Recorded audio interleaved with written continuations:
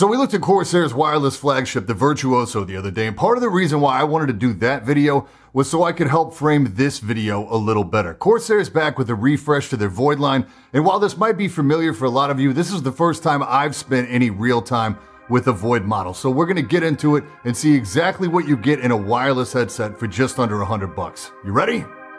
Let's go.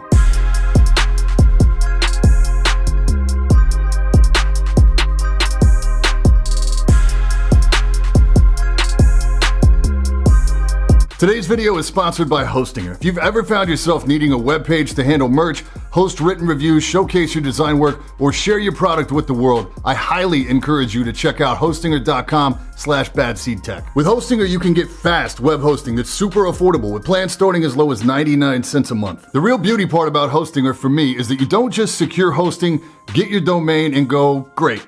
Now what? Hostinger makes it easy with step-by-step tutorials and detailed articles designed to guide you through not just the process of purchasing hosting, fully creating a website geared towards whatever goal you have in mind. Because they've got integration with WordPress, you can get up and running fast and keep it as simple or dive as deep as you need to nail the specific vision you're looking for. If you've got an idea or a goal, stop waiting to put yourself out there. Check the link in the description or go to hostinger.com/badseedtech to get started fast. Yo, I'm Brian P. You're watching BadSeed Tech, and today we're checking out the VOID RGB ELITE wireless gaming headset from Corsair. For transparency, Corsair actually did send this one out for review, but as you should know by now, it doesn't affect my review in any way. Retailing for $99.99 US, the VOID RGB ELITE wireless is a mouthful, and according to Corsair, sees an update to the drivers, the mic, and the comfort over the existing VOID Pro. Inside the box, you get a manual, a USB to micro USB for charging, a 2.4 gigahertz wireless dongle, and a windscreen for the mic. Now,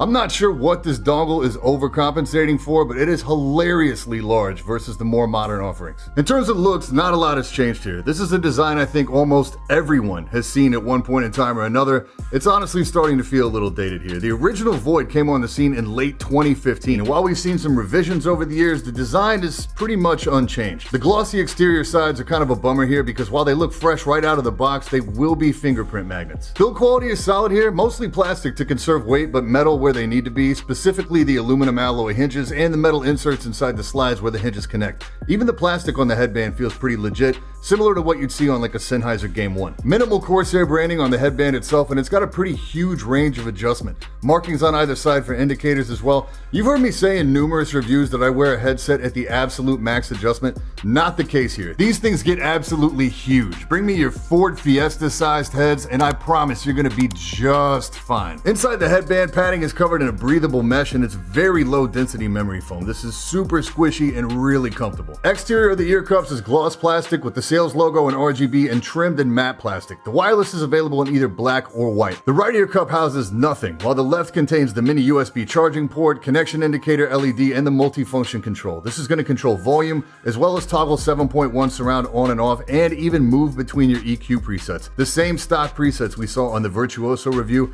and of course you're free to make your own here as well. You can have as many as you want, but the hardware will only toggle between your top 5. On the outside of the cup, you've also got a power button and a mic mute button, which when long pressed will also toggle between side tone on and off, or the ability to hear yourself back in your own headphones. Ear pads are breathable mesh memory foam as well, much more dense than the headband though. They breathe easy, they're really comfortable, they don't seem to attract everything the way velour does. Inside the driver is just covered with a thin textured fabric. Shape of the cups is really unique here. Honestly, it works great. The top and bottom of my ear make contact with the pads even though you can hardly ever tell, but the outside of my ear never makes contact with the driver. The ear cups swivel 90 degrees and can be worn very comfortably on the shoulders. With a weight of around 390 grams, they're not super light, but they are insanely comfortable. This is one of the most comfortable gaming headsets I've ever owned. I can game in these for hours at a time, no sweat. The reason why has to do with what is like a complete lack of anything resembling clamping force. They don't move on me under regular use, but they kind of give the impression they're just like hanging on your head. The headband sits really far forward.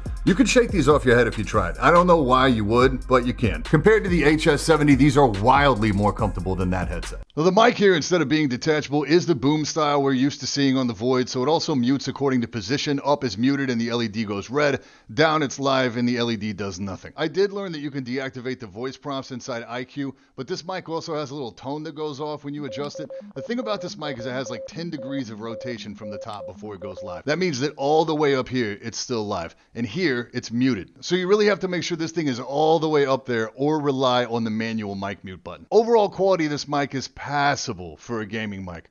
Barely. It's not terribly clear. It's not really defined. Kind of makes it sound like I have a head cold. As you can see here, the levels on this thing are also really low. Luckily, this boom arm is flexible, so you can get this a little closer to your mouth to help out with the levels. It is omnidirectional this time around, so the background noise you're probably hearing quite a bit of right now are Cherry MX Browns. If there's one positive thing I can say about this mic is that I'm really getting very little artifacting, so yeah, it's passable for a gaming mic. Last year around holiday time, I did a little roundup of gaming headsets under the $100 mark. The HS70 actually performed really well audio-wise, but the mic was definitely an area of opportunity. Listening back to it now, yeah, it's more nasally. It's definitely brighter, and it does have some compression artifacting in there, but I still think I would take this over the muffled tone of the new VOID mic. So, yeah, again, it's passable. VOID mic, definitely not my favorite out there. Getting into sound quality in-game, it's actually pretty solid. Soundstage feels good for a closed back set. Detail is there. World feels good. The simulated 7.1 on offer here is Dolby headphone. It isn't a game changer, but it does make the world feel a bit bigger, and it certainly didn't hurt directional awareness, even in a modern title like Breakpoint. The VOID Pro got knocked a little bit for being bass light. These are actually a little false bass heavy. You may find you want to tone this down or try the FPS shooter preset if there's something specific you're trying to pick out in game like footsteps. One big thing I noticed versus the HS70 is that there's no background hiss when there's no audio playing. These you can barely tell they're even on until something starts playing. I also had no issues with range, connection, or lag either. It performed like a champ. Now, as far as music listening goes, these are going to be passable for casual listening. These can be EQ'd, and I'll share my preset here because none of the factory presets really deliver the goods for music. The trick is to get a decent amount of bass while still having some sort of high end to help cut through that. I don't even think this preset really nails it, but it's the best I could get. Like the bass boost preset doesn't really hit, and it sounds muffled on the high end. And I'm really not just being a snobby audiophile here. Yes, these are wireless, but they're not as strong as something like a HyperX Cloud 2 for a point of reference. I mean, $100 wireless isn't really where you go for music listening, so in-game, solid.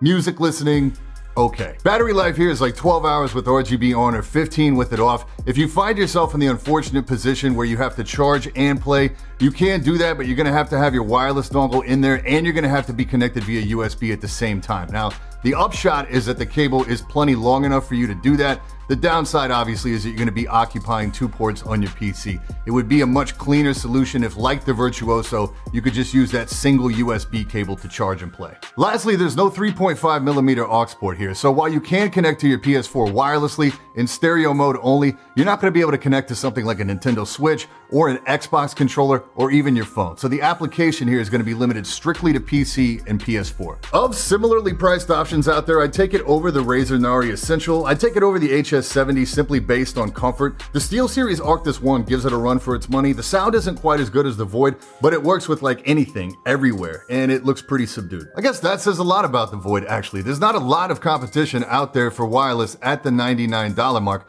I don't really think there's anything here to quantify that elite name in the branding, but it is extremely comfortable, sounds really solid in game, and you have access to pretty much every control you would need right there on your headset. If your budget is a sharp $100, I think it's down to this or the Arctis One, depending on how you're going to use your headset. If you could stretch another 30 more in the budget, Cloud Flight is an option. If your budget is more flexible, the Virtuoso, even in standard edition, addresses every opportunity with this headset, with the minor step back in terms of onboard tactile controls. As always, links for everything we talked about today down in the description. This launched today, so it's available everywhere right now. Any questions, hit me in the comments or drop by the Discord. And that's it for this time. I'm Brian P. Thanks so much for watching. Don't forget to hit that like button, hit that sub button, and until next time, stay up.